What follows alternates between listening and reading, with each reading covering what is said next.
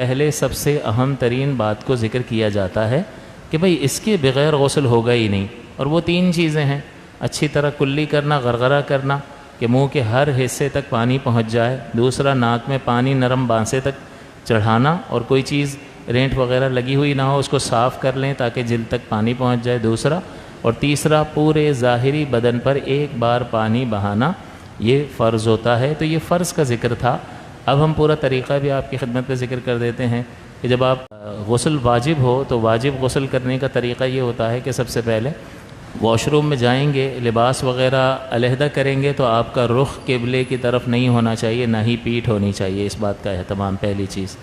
دوسری، پھر آپ نیت کریں۔ نیت دل کے ارادے کو کہتے ہیں۔ طہارت کی نیت کریں کہ میں طہارت کرنے کے لیے طہارت حاصل کرنے کے لیے غسل کر رہا ہوں۔ تو اس کی وجہ، اس کا فائدہ یہ ہوگا کہ آپ کو غسل کرنے کا ثواب ملے گا۔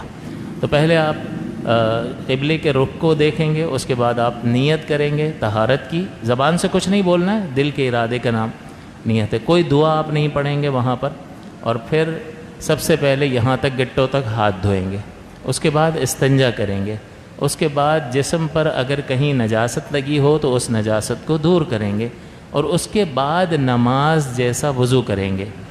پھر وضو کرنے کے بعد سیدھے کندھے پر 3 بار پانی بہانا ہے، الٹے کندھے پر 3 بار پانی بہانا ہے، اور پھر سر پر پانی ڈالنا ہے، اور اس کے بعد جو حصہ جسم کا رہ گیا ہے اس جگہ پر پانی بہانا ضروری ہے۔ تو یہ مکمل ہو گیا غسل۔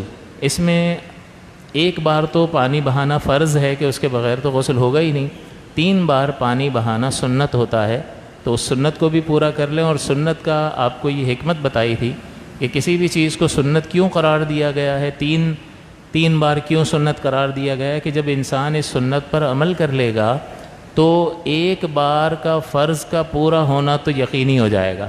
بھئی آپ کو اگر کسی عضو کو 3 بار دھو لو تو آپ یہ تو کہو گے نا چلو 3 بار مکمل دھلا یا نہیں دھلا، ہو سکتا ہے کوئی جگہ رہ گئی ہو، لیکن یار یہ 3 بار کی میں نے کوشش کی ہے اس میں ایک بار تو ہر جگہ سے دھل ہی گیا ہوگا۔ تو اس کا مطلب سنت پر عمل کرنے کی برکت یہ ہے کہ فرضیت کی تکمیل کا فائدہ حاصل ہوتا ہے، اس لیے سنت کو ترک نہ کریں۔ اور فوارے میں اگر جاری پانی میں نہا رہے ہیں تو بس پانی اس کو آپ موومنٹ کرنے کی بھی ضرورت نہیں ہے، تو مگے سے لے کر ڈال رہے ہیں تو یہ 3 بار ڈالیں گے تو سنت پوری ہوگی۔